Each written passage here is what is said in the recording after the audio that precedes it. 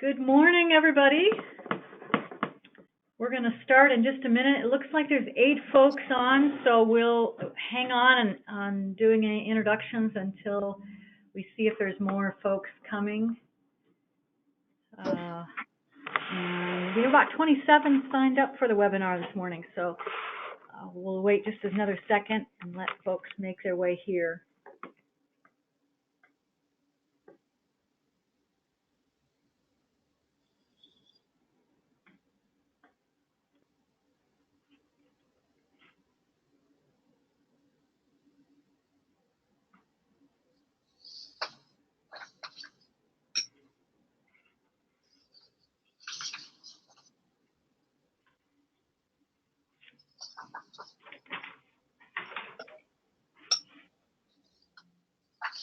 Okay, there's a few more on, so maybe we should just get started, and I'll introduce myself and then I'll introduce you, Natalie, to everybody. So welcome everybody to the webinar. We do these every month. This is sponsored by the Oregon Conservation Partnership. My name is Shawn Morford. Many of you who have been on these webinars before know me, at least by my face. I'm the executive director of the Network of Oregon Watershed Councils, and this has turned out to be a monthly series on every third Thursday morning at 10 o'clock, and we do a range of topics. I'm really excited about this topic because many of you are living in this world already, and we've had a lot of discussion about communications and working with media over the months that I've been with the network. And now we have Natalie, as I'll mention in just a second. Well, we have Natalie on board with us with the partnership to work with you beyond this webinar. So today is a little bit of an introduction to Natalie and her work. So as I mentioned, we have 27 of you signed up for today. My apologies to anybody that has received multiple emails from me this morning. I had some trouble with my internet this morning, and so I ended up trying to send things, and you probably got copies of it a few times. It was just the PowerPoint for today, which you can also download off of this webinar, and if you don't do that today, you can also get it on the Network of Oregon Watershed Council's website along with the recording of today's webinar. That'll probably get up there by tomorrow. Just a couple of housekeeping things. Everybody is muted by default, but I can, as the moderator, unmute you at any time. So if you want to say something, get your voice in this webinar, and we hope that you feel welcome to do that. You just need to click on your little hand icon, and I'll be watching for you. And I'll unmute you at that point. You can ask your question. And I'll let Natalie know that we've got a question, and that she can just take a second to respond to it. The other way to intersect here is to type a question in the question box, and I'll be watching for those as well. I'll look for an appropriate time to interrupt Natalie to ask her the question. So a little bit about Natalie. Some of you have met her already, but if you haven't, she is a longtime journalist, communication specialist, grant writer. She's worked for the Nature Conservancy as a grant writer. She's worked for Pacific Rivers as a communications and marketing specialist. And now she's gone into the consulting realm, and we have picked her up on a part-time basis over the next year to work with councils, districts, and land trusts in helping you develop your communications plan and to think about how to get your story out using what she's going to describe, and it was a new term to me, as earned media. That's media that we don't pay for, but that we earn by our connections to the news media. And I'm sure that Natalie will explain it way better than I just did. But anyway, you get the idea. So this webinar is really about introducing Natalie to you, and she's going to be talking about the ways that you can use her services as part of your membership in your statewide organization that's part of this partnership. So with that, oh, one more thing. Natalie will be at the Connect conference April 17th through the 19th. So if you are signed up or registered for that conference, you will have a chance to hear from Natalie and also to meet her because she'll be roaming around the conference for the couple of days that we'll be together. So encourage everybody to take advantage of that. So with that, anything else, Natalie, you want to say about your own background and introduction, feel free. I'll just hand it over to you and let you share with folks your introduction. Okay, thank you. Just to be clear, I'll be at the Connect conference for like the first 24 hours. So okay. 17th and the first half of the 18th. So if anyone does want to make sure they connect with me, just email me and we can make sure we make that happen.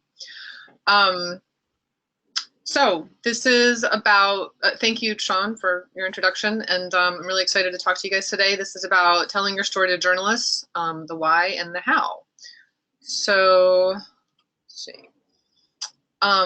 As Sean said, I've been brought on in a part-time role this calendar year to help the land trusts, watershed councils, and conservation districts get their stories in the news more. And the idea is that more stories in the news showing the voluntary conservation has benefits on the community will sway voters to support more money for conservation, or at least sustained funding for conservation.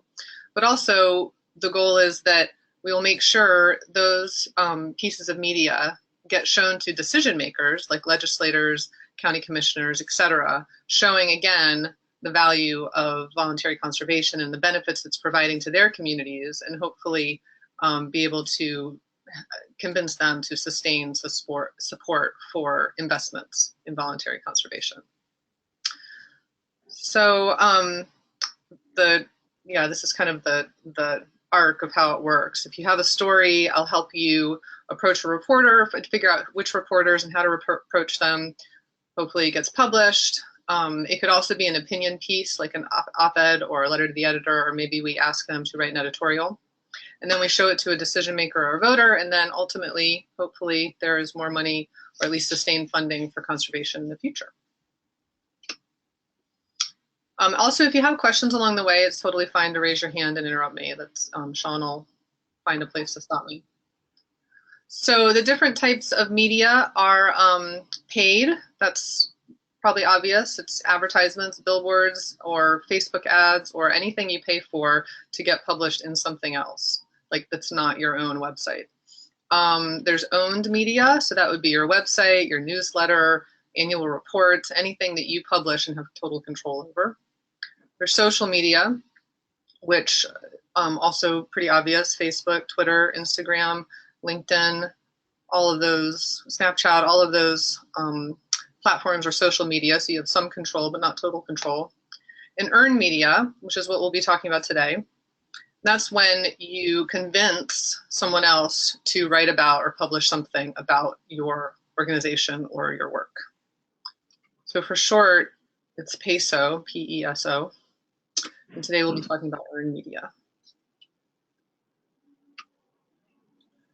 So you might be asking, why should I bother with earned media? People aren't reading newspapers anymore. People don't watch the news anymore. And that is a concern, but news readership is still quite high in Oregon. There are also people who read magazines, listen to podcasts, read blogs, listen to the radio. So those are all kinds of earned media, and they all still offer quite a large audience for you. It's conservation organizations don't have huge audiences, and so these numbers are actually pretty significant, and I still think are worthy of attention for conservation groups. The upsides of getting something published in the newspaper, TV, radio, whatever, is that all of them are moving to digital platforms, or have moved to digital platforms and continue to grow their digital platforms. So you're not just getting a print or a radio spot. You're also getting an online spot, and they're promoting that, and you have a chance to link to that and promote it as well. The other thing is that earned media offers external credibility. That's really one of the biggest benefits of earned media, is that you're showing that someone else thinks there's something worthwhile, something story-worthy about your work. So it might be even more worth their time to read it. The downsides of earned media is that you don't control the message as well.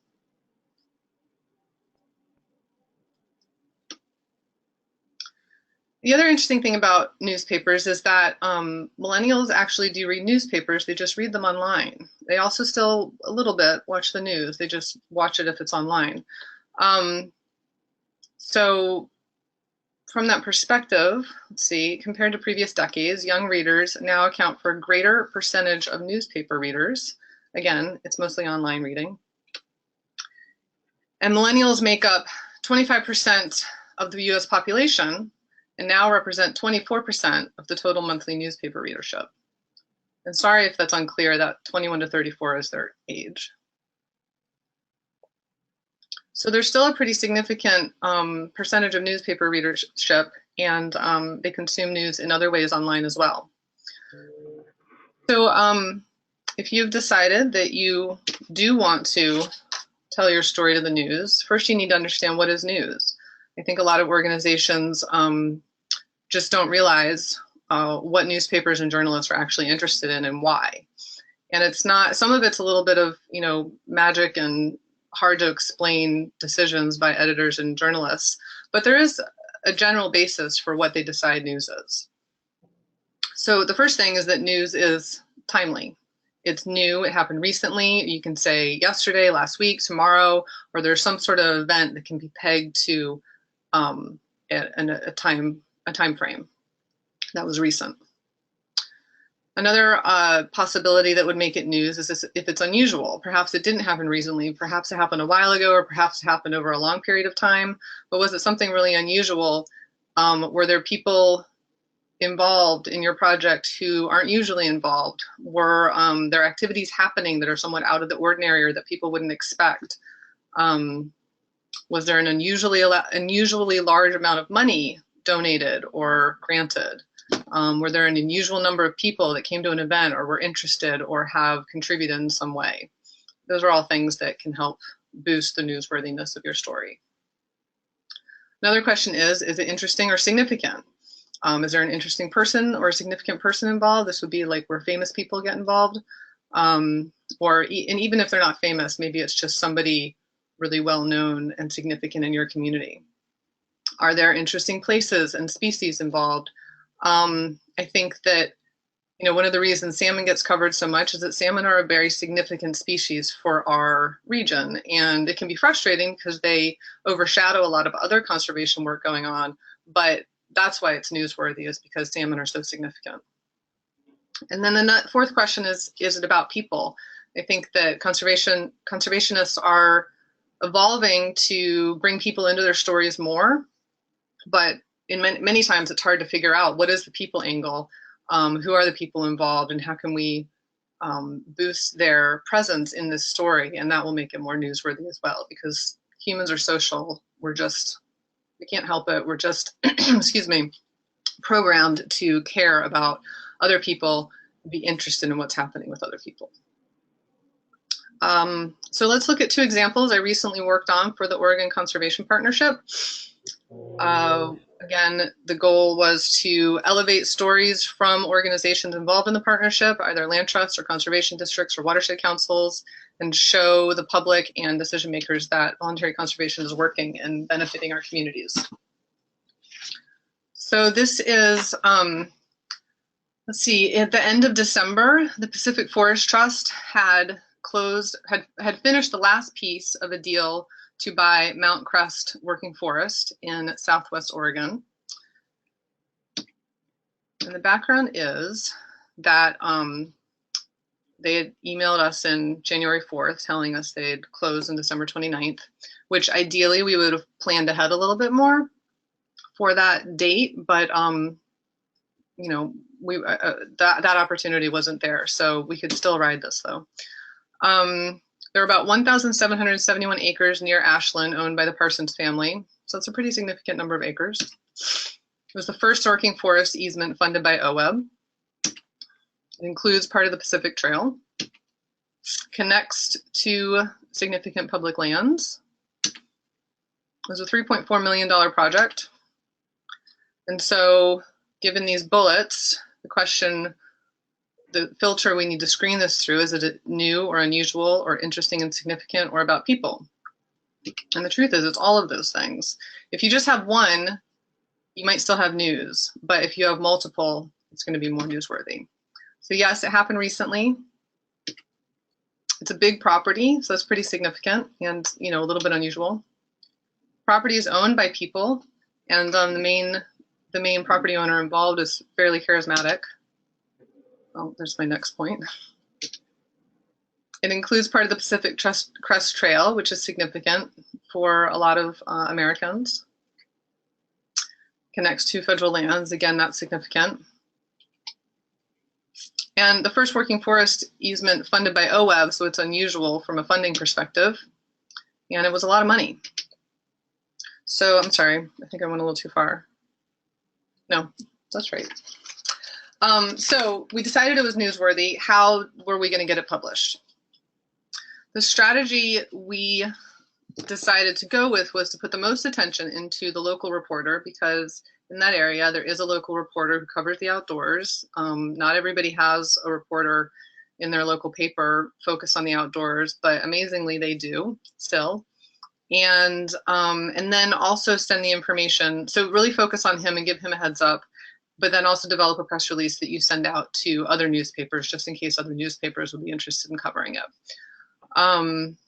So first, Pacific Forest Trust called the local reporter, Mark Freeman, at the Medford Mail Tribune and told him this had happened. Would you be interested? He said, yes, I'd be interested. He talked to his editor and said that they want to do a Sunday feature, get a photographer out there and have him go out there and meet the landowner and walk the property and get some great photos and make it a really big Sunday spread, which was fantastic news. Then we developed a press list that included him, but also included, you know, maybe 5 or 6 other outdoors or natural resource reporters in the general area, in Eugene, in Bend, in some other smaller papers in the area, and then also at the Oregonian, just to see if, you know, it would get published there. The idea is that this first tier of reporters is who you send the press release to and you call them. And then the second tier, you just send out the press release and see if anybody emails you back. So we wrote and edited the press release. I would recommend whenever you send out a press release, you always include some visuals, like a link to a Google Drive folder, or Dropbox folder, because sometimes reporters will be interested but won't have time to get back to you, but they need visuals.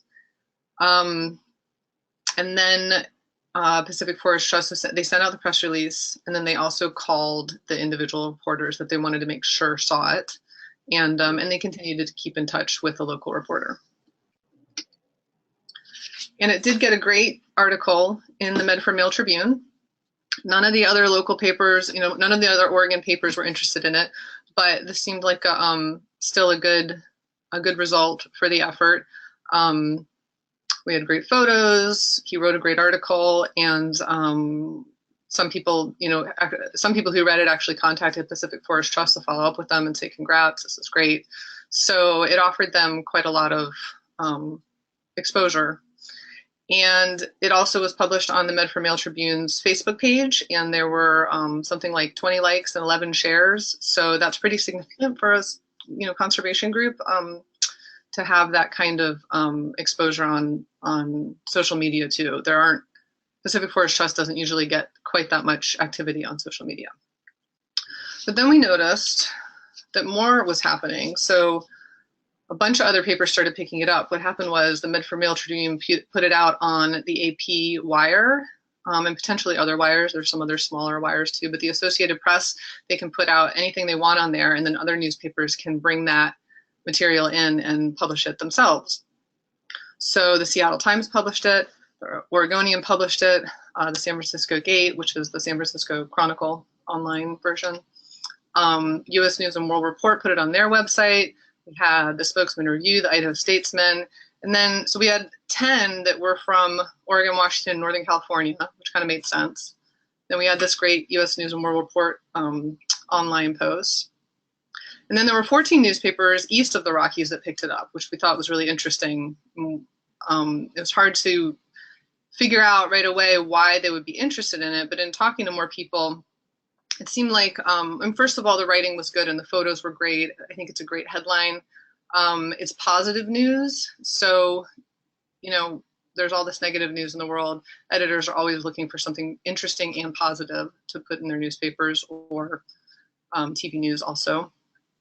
But then the other thing is that, this guy, Judd, and the idea that there are still families out there that can work the land and can make a living and, can embody this sort of Western spirit, it appeals to people. And so the idea that like there's a certain kind of American way of life that we like to think that Americans embody, or that Westerners at least embody, and that it can continue was valuable. So the Oregonian's post, interestingly, to just get back to how these hits, not only these newspaper hits of sort of legacy media, is still modern. They posted it on their social media platforms. And for example, on Facebook, Oregonian Post had 316 likes and 46 shares. And that's a lot for them even. So the other posts that they had during those couple weeks around this article were not nearly as much. So again, for some reason, Americans just, embrace this way of life and want to see that it's continuing, which I think is something that a lot of stories that the Oregon Conservation Partnership members have. It helps, it can show that way of life idea. That was the San Antonio online paper. So then after you get an article published, are you done? You can be done, but if you have a little bit more time, or if you're, working with me, I can help with this. It can be valuable to find ways to extend the life of it a little bit. One way is to write letters to the editor.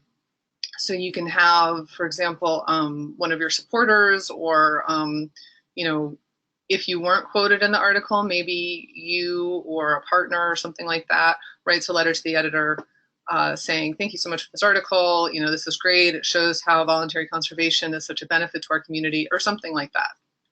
Short letters, 200 words or so. Another thing that is really valuable is to call or email any decision makers that have any relationship to this project. Maybe it's in their district, or maybe they were involved in helping it make it happen in some way. So in this case, Pacific Forest Trust contacted their local legislator and actually asked her to write a letter to the editor. And she did. She wrote one to the Oregonian, and it was published.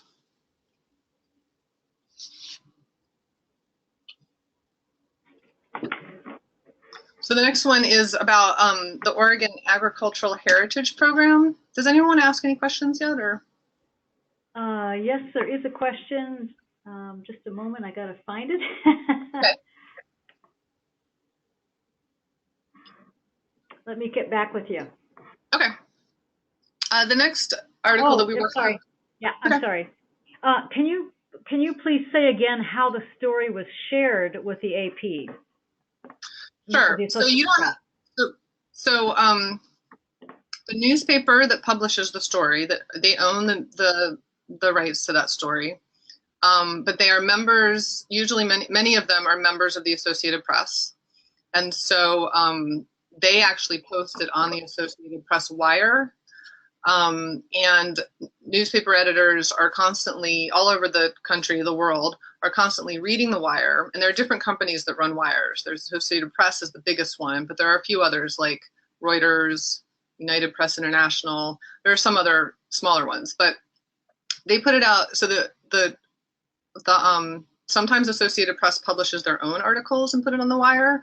Sometimes a newspaper will publish their article and then share it with the Associated Press, and it goes out on this wire, and editors all over the country are constantly reading the wire for articles that might be interesting that they can fill their page with. Because especially now, but even decades ago, they didn't have enough of their own reporters to fill the pages of their newspaper. Or maybe they just had local reporters and they would get their national news or their international news from the wire. So does that answer the question? Let me just follow up, and we'll let the question, I guess it was Tess asked the question. Oh, she says yes. And why would a newspaper share their own story? Do they get the byline, or my question is, do they get money for it? What's their motivation? Good question. You know, I don't know. I think that they get I think Mark was getting the byline for that, but sometimes they don't. Sometimes it just shows up as like by the Associated Press. I think they get money for it. I think that, you know, there is a financial transaction that happens, but I'm not clear what all the details of that are. Thank you. Yeah. Okay, the next story we wanted to that we thought might be newsworthy was about the Oregon Agricultural Heritage Program. This was a little less traditionally interesting than the Mount Crest Forest, but the legislature passed the OAHP in November 2017. OWEB was appointing members. We were talking about this around January 20th, and we knew that OWEB would be formally appointing members to the commission at their January 31st meeting. And then the first meeting of the commission was on February 1st. So that's kind of that's the timely element. There were several agricultural business owners being appointed. So they are people of significance in certain communities. The commission includes ag, conservation, science folks. And then, running it through this filter. I gave some of it away already, but, well, I guess I didn't. So the ag, conservation, and science folks, those groups don't always work together. So it's somewhat significant or unusual that they're all included on this commission. Yeah, so we decided, yes, it was newsworthy, but the question is, where is it newsworthy for? And we decided that these local individuals who were appointed, they're really the news hook for most newspapers. So for example, in the Dalles here, the Dalles Chronicle, this man, Ken Bailey, he owns an orchard company, and he's a newsmaker in his community. So the press release that went to the Dalles Chronicle specifically said, Ken Bailey, owner of blank, blah, blah, blah, orchard, I can't remember the name of it, was appointed to the Oregon Agricultural Heritage Commission, right when OWEB, we had all the press releases ready, and then right when OWEB made their vote, the OWEB staff emailed and told me, and so then I sent out the press releases just to make sure that, nothing weird happened at the vote. So the Dalles Chronicle got their own specific headline and lead, that first paragraph saying who was appointed, why would they be interested, and then the rest of the article was general information about the program, a few quotes, and then the list of everyone else who had been appointed. And then in the Wallowa Chieftain, this gentleman, Woody Wolf, he's the person who's most interesting. He owns a ranch and a farm in Wallowa County. In the Woodburn Independent, which covers Marion County, south of Portland, this gentleman who owns a blueberry farm, he was most interesting. We sent it to the Tillamook paper too, because there was a Tillamook farmer appointed, but they didn't pick it up. And then from a statewide perspective, we did send it to the Oregonian, we sent it to all the other papers in the state just in case they'd be interested. But the Capital Press, they have an agricultural angle. I mean, all of their entire, that's their audience, is agricultural producers and companies. So they were interested in the overall story about who was appointed and what this program is. And then the follow-up on that was that we asked Woody, for example, to send it to his legislators and county commissioners, and I wrote a little blurb and gave all the email addresses, and we asked the other people who had articles written about them to send it to their local decision makers. So, takeaways. News is new, it's unusual, it's interesting or significant, and/or it's about people. Again, you don't have to have all of these things, but the more that you have, the more newsworthy it's going to be. And then also, you really have to target the right outlet and think about which part of the story would each outlet be interested in.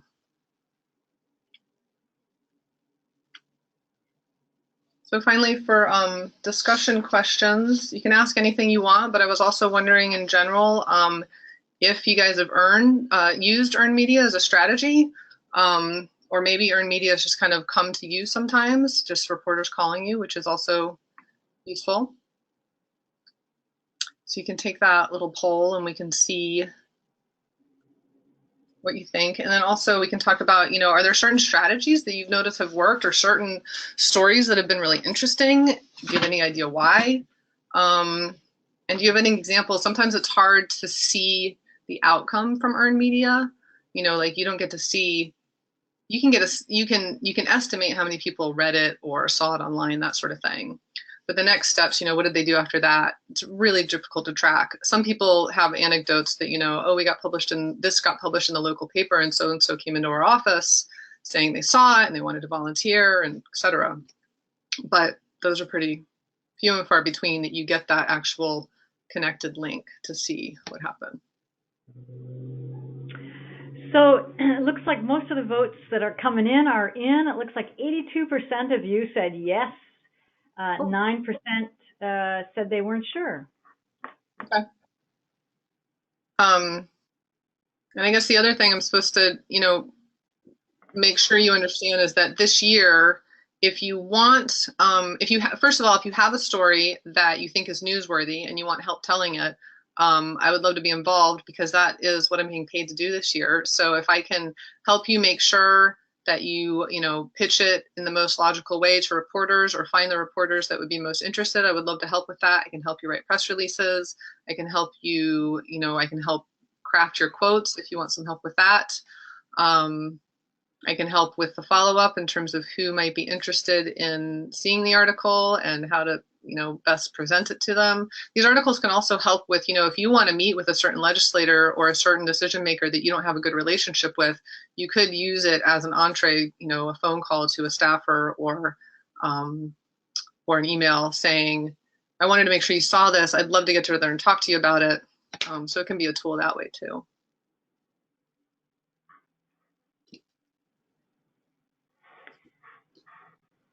You want to post your questions again on your last slide, Nancy? Sure. Yeah. So I'll be happy to unmute anybody who, there's a question. Can we get Natalie's email up again? Yes, there it is. Right, good. So I have a question that I've wondered for a long time, especially these days. I mean, I've worked with the media for years, but things have changed so much. So if you're going to call a reporter, let's say you called Mark at the Mail Tribune, would they ever expect that they get the exclusive rights to the story? I mean, you called Mark and asked him if he was interested, but then you also let everybody else know. Would Mark be put off by that? It's like suddenly, you called me, but now you're going to share this with everybody? How does that work? That's a good question. I don't think reporters ever assume that it's just for them. If they want an exclusive, they have to somebody has to say that. If they want an exclusive, they'll ask for it. If you want to offer an exclusive because you think that it's really valuable for them, you can offer that. But we did, because we had kind of started to cultivate that trust by calling him first, Pacific Forest Trust did call him before sending out the press release to let him know, we have this press release that we're going to send to other papers, is it okay with you if it goes out today? Does that adjust? It wasn't a question of, can we send this out? I think that it offered the opportunity for him to say, please don't do that, or to say, can you wait until X date because I want to do this first, or something like that. Okay, great. Another question, do you ever use social media to create relationships with reporters, such as Twitter? How important is it as a tool versus, for example, cold calling?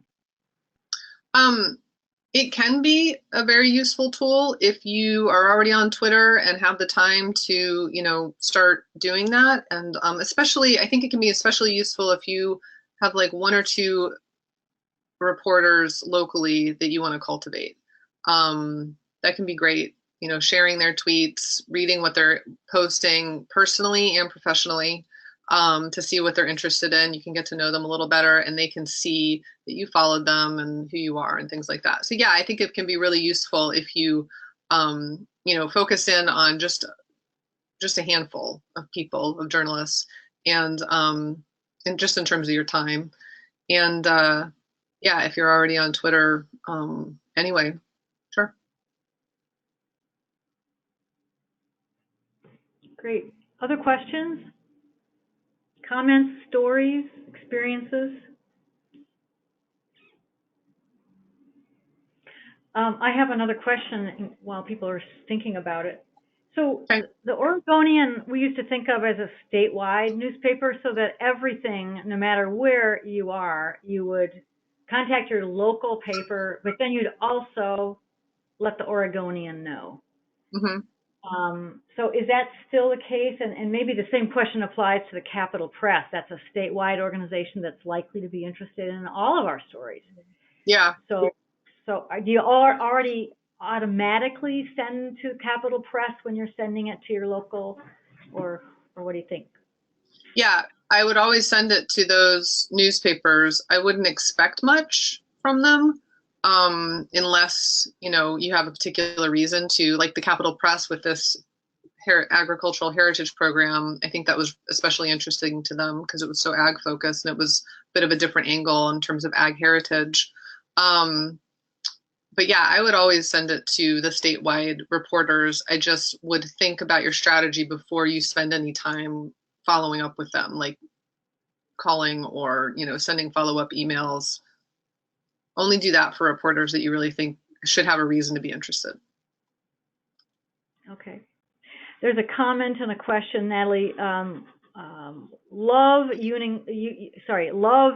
using earned media where possible. It seems to add an extra layer of credibility to the story. Mm-hmm. Yeah, I agree. It helps for donors too. You can share that in your email list. You can point it out in appeal letters that you got this covered, or that so and so wrote this about this project. Do you want to support this project?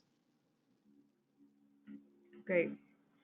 A question: what is a good timeline to start drumming up media interest? For example, on a project tour in late April or early May, do we need to contact media outlets now? I would contact them at least 2 weeks beforehand, but the earlier the better, honestly, because you can get a sense of will they even be interested. Like if they're interested, then you keep them on your list and let them know more information as it's approaching. But in terms of the minimum timeline, I'd say a week. Ideal would be 2 weeks or more,